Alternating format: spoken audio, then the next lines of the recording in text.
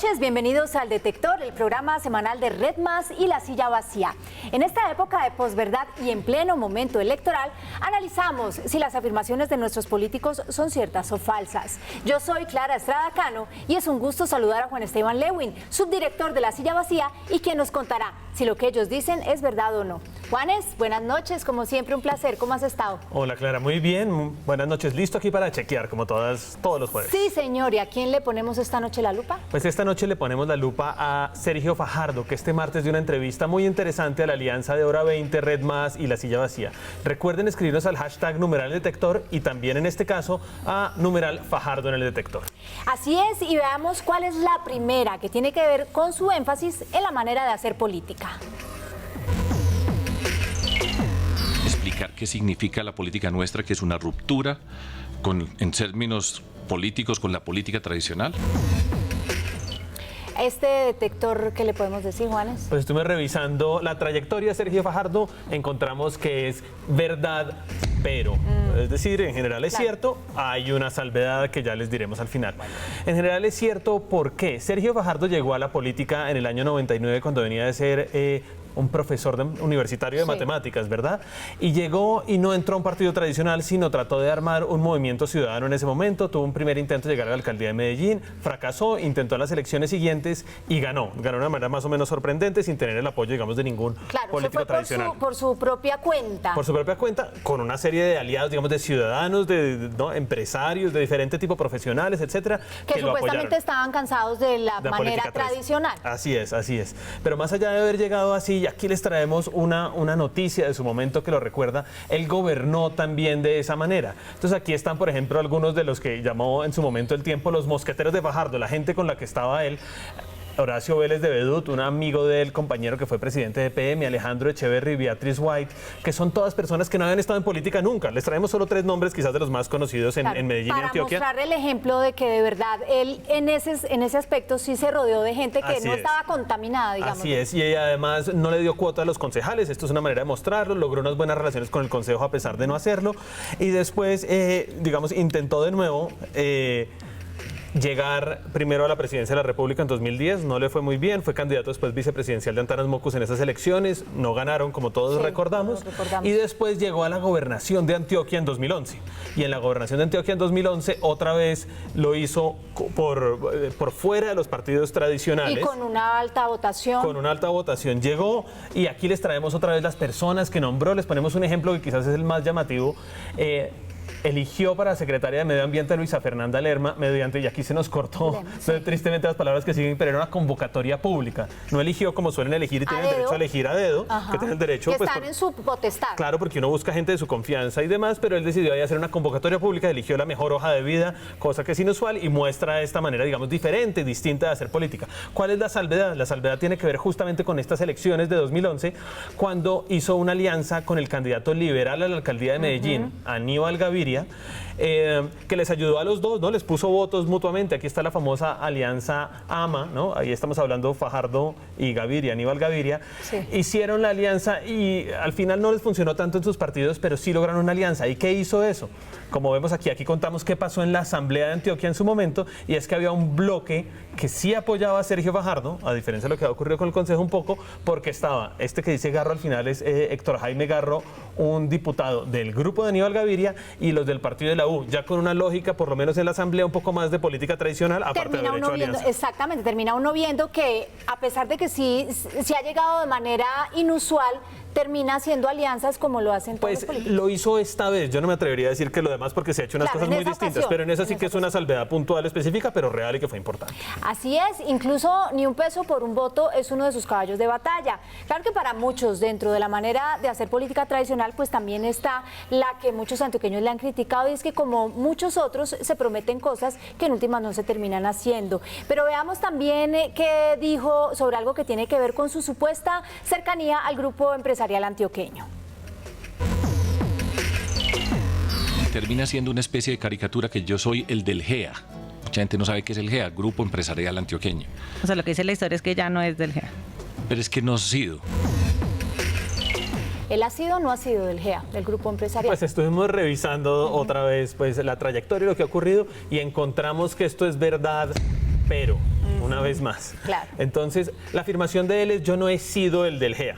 Y hay una realidad, y es que él ha hecho la campaña ciudadana y no fue que el GEA lo puso a Claro, él él ha ahí. recorrido los barrios, él ha hecho una política a su manera. Así es, y buena parte de las personas cercanas a él no son cercanas a los empresarios antioqueños. Por ejemplo, Alonso Salazar, quien fue su secretario de gobierno y quien lo reemplazó en la alcaldía, no es precisamente que venga del mundo empresarial. Él es un periodista que viene más bien del mundo de las ONGs, etcétera. Entonces no es que sea como un representante directo del GEA. Sin embargo, y esta es la salvedad, él sí ha tenido el apoyo de muchas de las cabezas de este grupo, que es un grupo sui generis en Colombia, porque no es como el grupo Aval que tiene a Luis Carlos Sarmiento Angulo o el grupo Santo Domingo que tenía pues a Julio Mario Santo Domingo y ahora su familia. Acá son muchas cabezas. Son muchas cabezas, entonces no es tan claro que haya un dedazo a alguien porque pues hay diferentes posiciones y demás. Es un grupo, para los que no saben, pero para decir muy rápidamente, que tiene a Sura, que tiene a Cementos Argos, que tiene a Nutresa y una gran cantidad de empresas. Bancolombia tiene un porcentaje importante de éxito. Grupo Éxito también. Así es, entonces digamos es un grupo muy grande, pero lo que sí encontramos son esas relaciones. Aquí les traemos una nota de nuevo del Tiempo en su momento. Esto se llamaba El Ejército que acompañó a Fajardo, ¿no? Para en este momento pues llegar y acompañarlo a una celebración. Y entonces dicen: si bien con bajo perfil, y esto explica un poco, el grupo empresarial antioqueño se hizo presente con Fajardo, algo entendible por la cercanía de su padre, con varios de los cacaos, algunas de esas múltiples cabezas.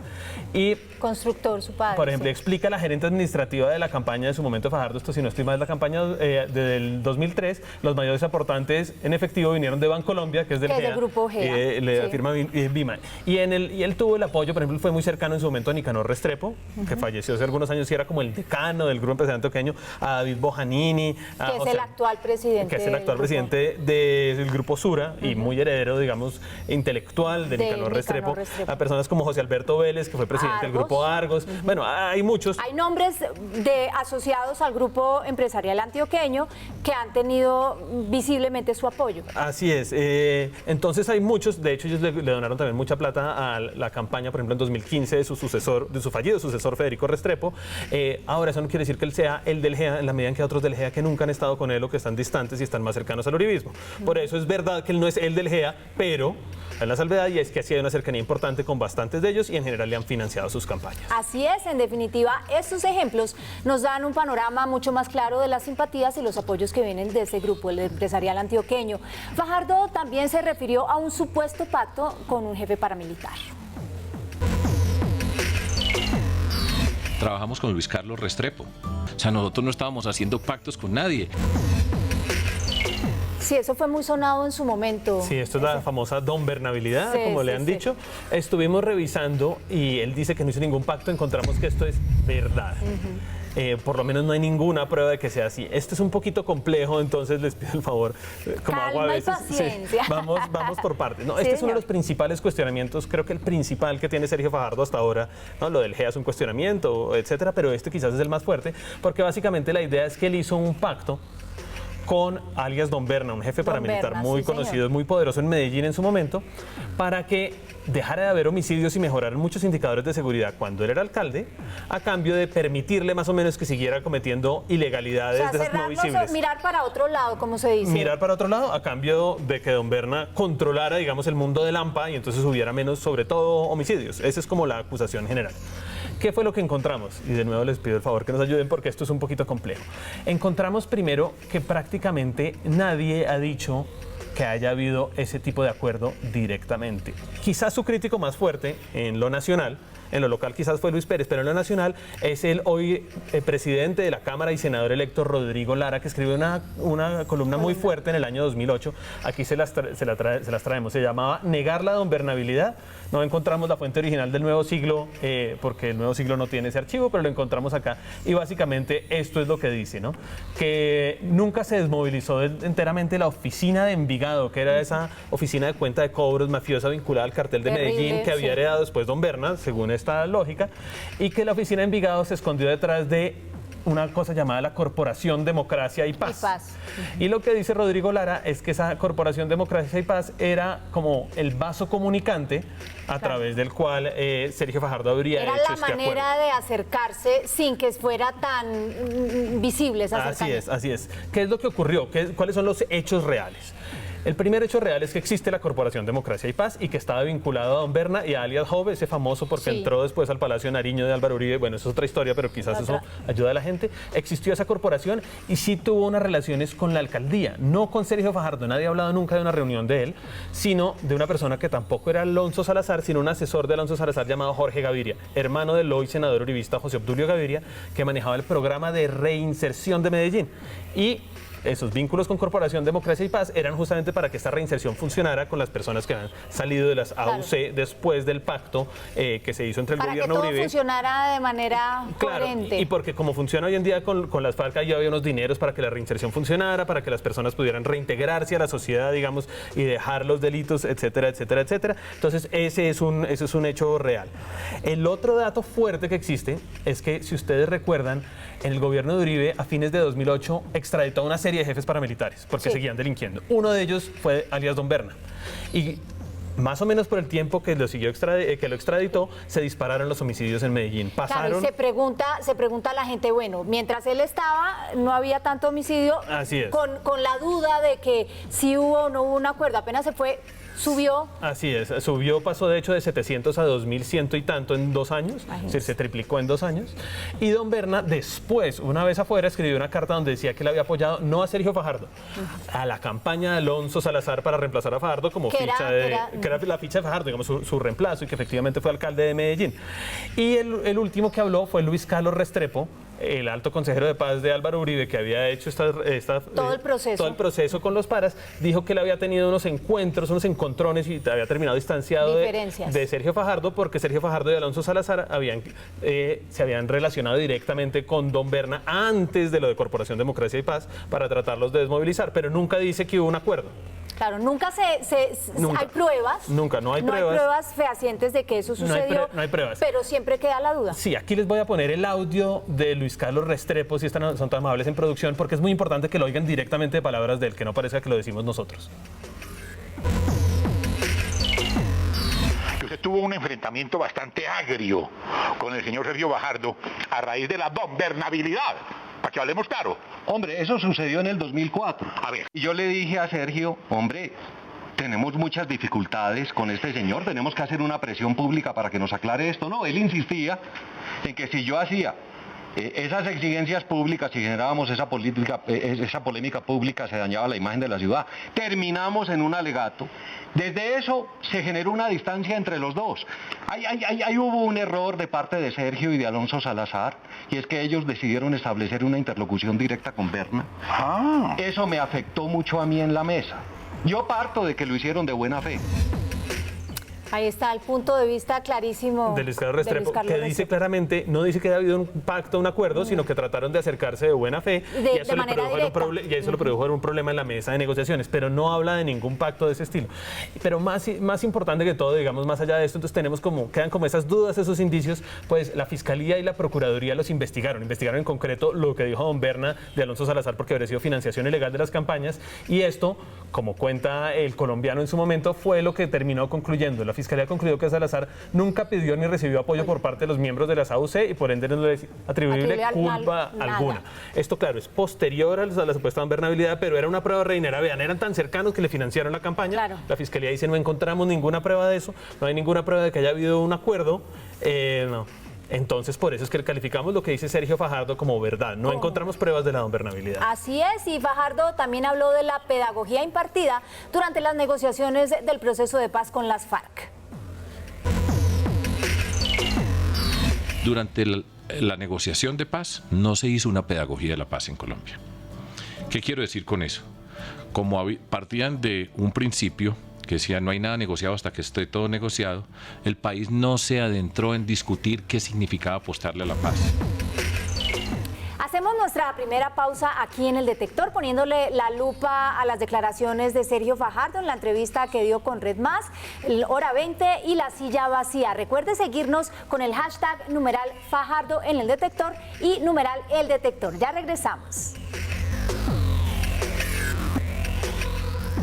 Regresamos al Detector poniéndole la lupa a Sergio Fajardo en la entrevista que dio a Hora 20. El candidato también se refirió al manejo de las negociaciones de cara a la opinión pública. Durante la negociación de paz no se hizo una pedagogía de la paz en Colombia. ¿Qué quiero decir con eso? Como partían de un principio que decía no hay nada negociado hasta que esté todo negociado, el país no se adentró en discutir qué significaba apostarle a la paz. Pero yo sí recuerdo que había la posibilidad de ingresar en internet y poder leer el acuerdo, al menos los puntos del acuerdo. Ya lo vamos a ver en detalle. Esta frase ¿Qué pasó ahí? Esta frase que es importante, digo, porque Sergio Fajardo dice que apoya el acuerdo, pero que hubo problemas después, incluyendo la pedagogía. Y encontramos que esto es exagerado. Es exagerado, ¿por qué? Porque es cierto lo que tú dices, hay un sitio, es más, lo podemos ver aquí en pantalla, hay un sitio que se llama Mesa de Conversaciones de la Oficina del Alto Comisionado de Paz, donde uno puede ver el acuerdo y fuimos viendo los acuerdos, pero esa pedagogía empezó muy tarde. Y fue muy poco eficaz, no les funcionó realmente. Aquí podemos ver el acuerdo y ese lo pueden encontrar en la página web, lo conocemos todos los que hemos querido revisarlo desde hace un rato. Si uno recuerda, es cierto lo que dice Sergio Fajardo, el principio inicial era nada está negociado hasta que todo esté negociado, y entonces hasta el año 2014 no revelaron ni siquiera los acuerdos parciales, había ya 2 de los 5 puntos revelados y no los sacaron, fue después que crearon este sitio web. No sabíamos qué estaba pasando en ese momento. Pues había unos comunicados de prensa, pero no conocíamos los textos de los acuerdos, había muchas cosas que no se sabían. Y entonces ya empezó tarde, digamos en 2014, e igual había una reticencia a seguir contando. Solo fue en 2016, 8 meses antes del plebiscito, cuando ya se iba a acabar, que el gobierno lanzó otra iniciativa. Aquí les recordamos cómo se veía, que se llamaba La Conversación Más Grande del Mundo. Aquí hay una entrevista que la manejó María Alejandra Villamizar. Era una campaña específica para la pedagogía de la paz, para hablar cómo se llegaba a la paz, etcétera, pero tuvo un impacto relativamente pequeño. Entonces lo que él dice, que no hubo pedagogía, sí hubo unas falencias, sí empezó tarde, es decir, no hubo durante años, y hubo unas falencias grandes, pero al final sí hubo, por eso lo calificamos como exagerado. Así es, y también Sergio Fajardo, en su entrevista esta semana con Hora 20, Red Más y La Silla Vacía, tocó un tema recurrente en sus apariciones públicas y una de sus frases de campaña. Los que pagan para llegar, llegan a robar. Todos los que pagan para llegar, llegan a robar. Pues estuvimos revisando con los datos reales que hay como de hechos de corrupción de este tipo y encontramos que esto es debatible. ¿Por qué decimos que es debatible a pesar de que es una generalización que uno dice, pues claro, el que paga para llegar, llega para pagar? Es más, en La Silla Vacía acabamos de, a robar. En La Silla acabamos de lanzar un libro que se llama El Dulce Poder, donde mostramos cómo funciona el clientelismo y terminan robando sin duda alguna. Es un mecanismo gigante. Exacto, es un monstruo. Pero siempre es así. Hombre, pues según el famoso ñoño Elías, que ya habló con la justicia de lo que ha pasado con la plata de Odebrecht para la campaña de Juan Manuel Santos, él dice, sí, pagamos, me dieron plata para comprar votos, es decir, pagaron para llegar, por lo menos Juan Manuel Santos. Y sin embargo, nunca se ha hablado que Juan Manuel Santos se haya robado plata, que la mermelada, que el clientelismo, otras cosas, pero eso de que pagó para llegar y llegó para robar, no, porque quizás uno puede pagar para llegar y pasar a la historia. O pagar para llegar a otras finalidades. Y además, que es porque lo otro, quiera llegar y por Nobel y lo que sea. Sí, o alguien que tenga mucho dinero y quiere ser concejal puede pagar para llegar y sentir que fue concejal y que le aportó a la sociedad.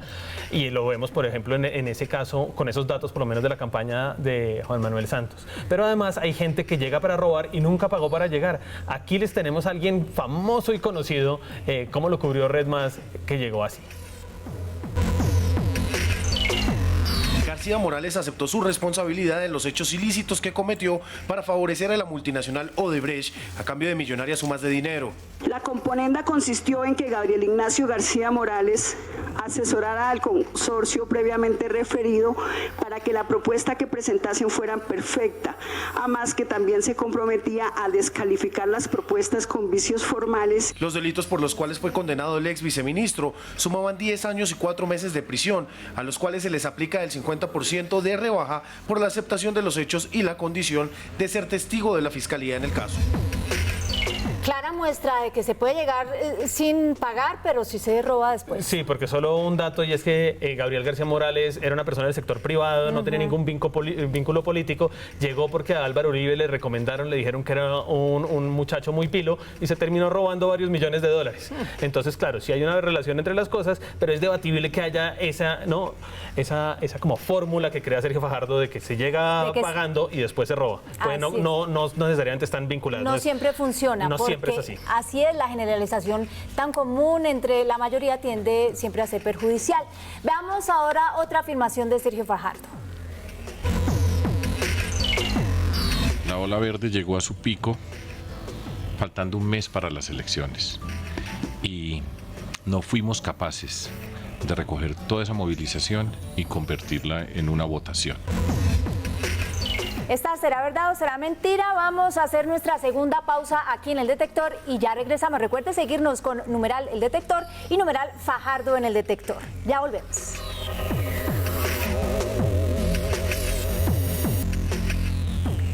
Regresamos al detector poniéndole la lupa al candidato Sergio Fajardo y recordemos la afirmación que quedamos pendientes de analizar. La ola verde llegó a su pico faltando un mes para las elecciones y no fuimos capaces de recoger toda esa movilización y convertirla en una votación. Juanes, ¿qué decimos de esta afirmación? Pues estuvimos revisando qué ocurrió y encontramos que es debatible. ¿Por qué es debatible? Porque no hay manera de saber si realmente lo que pasó en las elecciones de 2010 es que la movilización no se convirtió en votos. ¿Si fue eso o qué fue? Además porque hay otras cosas. Aquí les recordamos que dijo Semana en su momento y les vamos contando qué más ocurrió. Llegaron liberales y conservadores a donde Juan Manuel Santos. Claro. Antanas Mocus cometió errores, no sé si recuerdan, por ejemplo, cuando dijo que pagarle $1 millón a los médicos recién graduados. Y se fueron encima todos, entonces. Sí, exacto. Entonces pasaron muchas cosas. Sí, el resultado final sí fue claramente que ganó Juan Manuel Santos, pero no sabemos si lo que pasó fue eso o que la movilización solo era de jóvenes o sonaba más en redes que los votos reales que tenían desde el primer momento. Entonces no se sabe. Claro, y de esa manera muchas veces la forma y el fondo son distintos. La forma podría uno pensar, sí, es la movilización, la ola verde, pero el fondo son esa cantidad de argumentos de los que tú nos estás hablando en este momento que llevan a que una propuesta presidencial sea viable o no sea viable. Claro, en como el por tiempo. ejemplo cuando Álvaro Uribe dijo que Antanas Mocus tenía Parkinson y él dijo que habló de un caballito discapacitado. Eso también pudo haber afectado a la campaña, no solo que ellos no hayan podido convertir la movilización en votos. Claro, esos son, digamos, los argumentos que uno termina viendo en campaña, que no necesariamente son los correctos, digamos, pero que terminan afectando una campaña. Así es, pero bueno, eso fue lo que ocurrió, entonces en todo caso esta afirmación es debatible. Es debatible y como lo vemos nosotros, pues el tiempo aquí en televisión es corto. Se nos acabó el tiempo, pero si la gente quiere conocer más información sobre esta entrevista, ¿dónde la puede buscar? Pues sobre esta entrevista pueden entrar y tener más detalles en www.lasillavacia.com y si quieren además saber más, si tienen un celular claro, pueden enviar un mensaje al número que está en pantalla y encontrarán una mentira o una verdad de los candidatos presidenciales cada día. Así es, y ya se nos acaba el tiempo y queremos saber cómo le fue a Sergio Fajardo esta noche en El Detector. Pues veamos, hicimos 6 afirmaciones en total, revisamos, hicimos más en lasillavacia.com, aquí alcanzamos 6 y encontramos 3 verdaderas, ninguna falsa y 3 que están en la zona gris. Si eso es bueno, si eso es malo, la gente Cada quien lo decide verá. y precisamente para eso se hace este programa. Este espacio es para que usted tenga los argumentos necesarios y con las pruebas claras y contundentes sepa a quién elige en las próximas elecciones. El tiempo se nos acaba, el tiempo es corto, la cita es el próximo jueves aquí a las 10 de la noche en una nueva emisión del Detector. Juanes, chao y muchas gracias. Chao, feliz y a noche. todos ustedes también muchísimas gracias. Feliz noche, chao.